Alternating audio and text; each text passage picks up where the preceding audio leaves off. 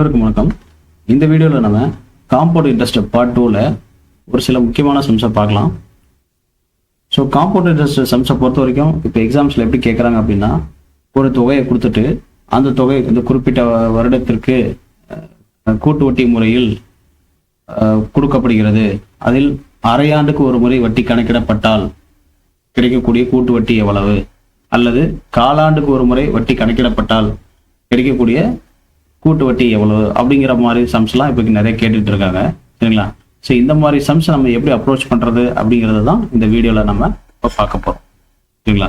So பொதுவாகவே நம்ம ஒரு அசல் தொகையை கொடுத்துட்டு ஒரு ரேட் ஆஃப் இன்ட்ரெஸ்ட்டு ஒரு எத்தனை வருஷத்துக்கு வட்டி கால்குலேட் பண்ணோம் அப்படின்னா நம்ம ஈஸியாக நம்ம போட்டுருவோம். பர்சன்டேஜ் மெத்தட்லையோ இல்லை ஈவன் நம்ம அந்த அமௌண்ட் மொத்த தொகையை கண்டுபிடிக்கக்கூடிய ஃபார்முலாவில் வச்சோ நம்ம கூட்டு வட்டியை கண்டுபிடிச்சிடலாம்.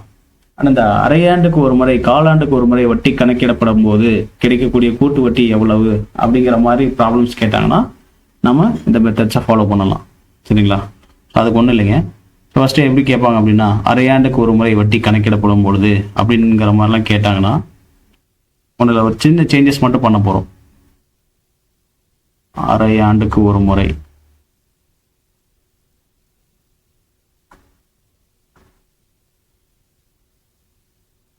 அரையாண்டுக்கு ஒரு முறை அப்படிங்கிறது ஒன்றும் இல்லைங்க. இப்போ ஒரு வருஷத்துக்கு ஒரு டைம் வட்டி போடுறாங்க அப்படின்னா இங்கே என்ன பண்ணுவாங்கன்னா ஒரு வருஷத்துக்கு 2 டைம் வட்டி போடுறோம். சரிங்களா? Every 6 months. அரையாண்டுங்கிறது நமக்கு 6 மாதம் தானே நம்ம அரையாண்டு அப்படின்னு சொல்லுவோம். அப்போ எவ்ரி 6 months நமக்கு இங்கே இன்ட்ரெஸ்ட் ஆட் ஆகும். சரிங்களா? ஸோ அதுதான் நமக்கு அரையாண்டுக்கு ஒரு முறை அப்படிங்கிறத சொல்லுவாங்க. அப்போ நமக்கு என்ன தெரியும், ஒரு வருஷம் அப்படின்னா ஒரு வருடம் அப்படின்னு எடுத்துட்டோம் அப்படின்னா நமக்கு எத்தனை அரையாண்டே இருக்கும்? இல்லை, ஒரு வருஷம் அப்படின்னு பார்த்தீங்கன்னா நமக்கு 2 அரையாண்டு கிடைக்கும். சரிங்களா? அதாவது 2 6 மாதம். சரிங்களா? அப்போ 2 6 மாதம் இங்கே இருக்கும் ஒரு வருஷத்தில். சரிங்களா? அதை தான் நம்ம அந்த 6 மாதத்தை நம்ம அரையாண்டு அப்படின்னு சொல்லுவோம். சரி, ஓகே. அப்போ நம்ம கொடுக்கும்போது இப்போ 2 வருடத்திற்கு அரையாண்டுக்கு ஒரு முறை வட்டி கணக்கிடப்பட்டால், இல்லை 4 வருடத்திற்கு அரையாண்டுக்கு ஒரு முறை கணக்கிடப்பட்டால், அப்போ அந்த எண்ணை வந்து நம்ம எப்படி எடுத்துக்கணும்னு பார்த்தீங்கன்னா, ஸோ அது எப்படின்னா ஃபர்ஸ்ட் இப்போ ஒரு வருடம் கொடுக்குறாங்கன்னு வைங்களேன், சம்மில் ஒரு வருடத்திற்கு அரையாண்டுக்கு ஒரு முறை வட்டி கணக்கிடப்பட்டால் அப்படின்னா நீங்கள் அந்த சம்மில் என்ன எப்படி எடுக்கணும்னா n = 2.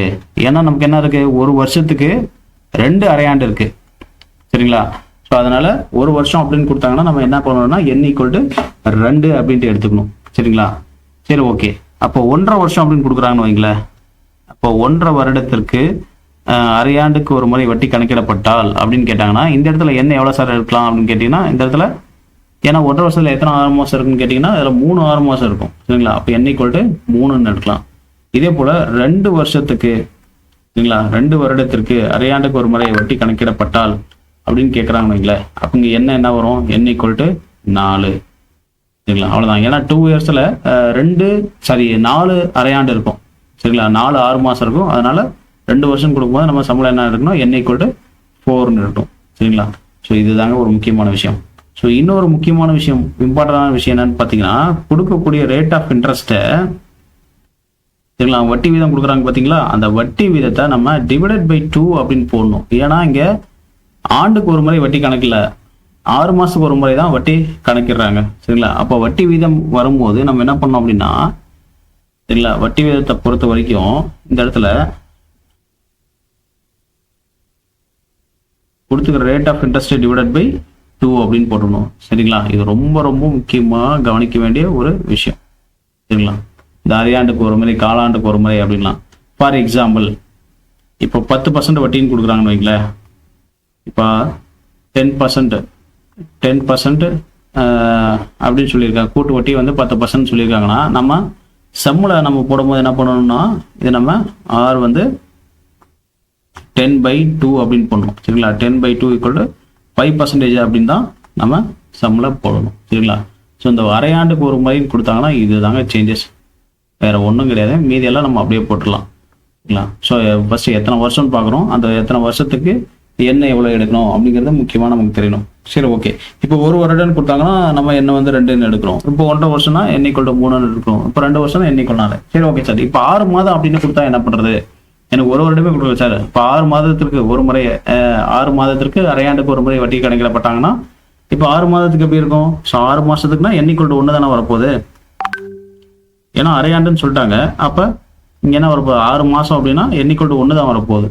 சரிங்களா? ஸோ இந்த கான்செப்டில் கிளியராக இருந்தீங்கன்னா ஸோ இந்த மாதிரி மாடலில் கேட்கக்கூடிய சம்ஸை ஈஸியாக அடிக்க முடியும். சரிங்களா? ஸோ இதை போலவே இன்னொரு மெத்தடில் எப்படி கேட்கலாங்க அப்படின்னா, காலாண்டுக்கு ஒரு முறை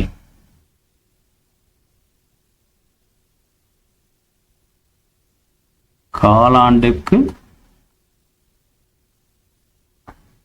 ஒரு முறை வட்டி கணக்கிடப்பட்டால் அப்படின்ட்டு கேட்பாங்க. சரிங்களா? ஸோ காலாண்டுக்கு ஒரு முறை அப்படிங்கும்போது ஒன்றும் இல்லைங்க, ரொம்ப சிம்பிள். இங்கே என்ன பண்ணணுமோ அதே தான் அங்கேயும் பண்ணப்படும். சரிங்களா? அப்போ என்ன பண்ணணும், நம்ம ஃபர்ஸ்ட் ஒரு வருஷத்துக்கு எத்தனை காலாண்டு இருக்குன்னு கண்டுபிடிக்கணும். அவ்வளோதாங்க. அதை நீங்கள் கிளியராக தெரிஞ்சுக்கிட்டீங்கன்னா போதும். சரிங்களா? அப்போ காலாண்டுங்கிறது என்ன?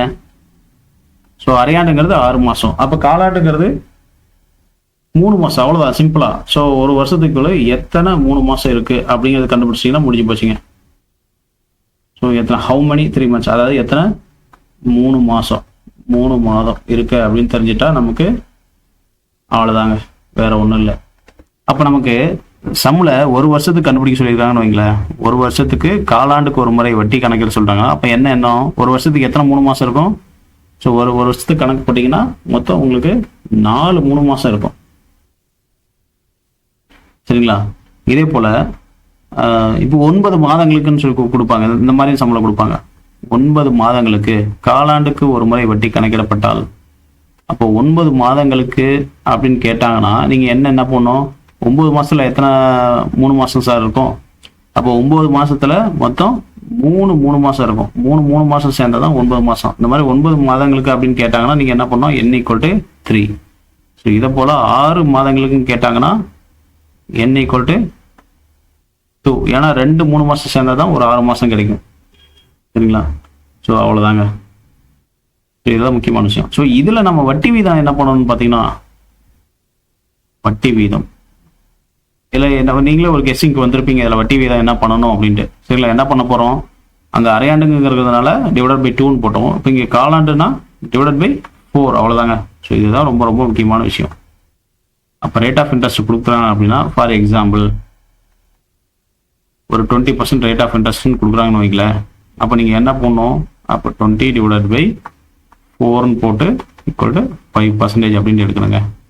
இதுதாங்க இதில் முக்கியமான கவனிக்க வேண்டிய விஷயம். ஸோ இந்த மாதிரி அரையாண்டுக்கு ஒரு முறை காலாண்டுக்கு ஒரு முறை வட்டி கணக்கிடும் போது கிடைக்கும் கூட்டு வட்டி எவ்வளோன்னு கேட்டாங்கன்னா, ஸோ இதுதான் ப்ரொசீஜர். ஸோ எத்தனை வருஷம் கேட்குறாங்க, அதில் எத்தனை 6 மாதம் இருக்குது, இல்லை எத்தனை 3 மாதங்கிறத நம்ம தெளிவாக ஃபர்ஸ்ட்டு கண்டுபிடிக்கணும். அதுக்கப்புறம் கொடுத்துக்கிற வட்டி வீதத்தை நம்ம மாற்றணும். அரையாண்டுக்கு ஒரு முறைனா இன்ட்ரெஸ்ட் /2ன்னு போடுறோம். காலாண்டுக்கு ஒரு முறைனா இன்ட்ரெஸ்ட் /4 அப்படின்ட்டு போடுறோம். அவ்வளோதாங்க.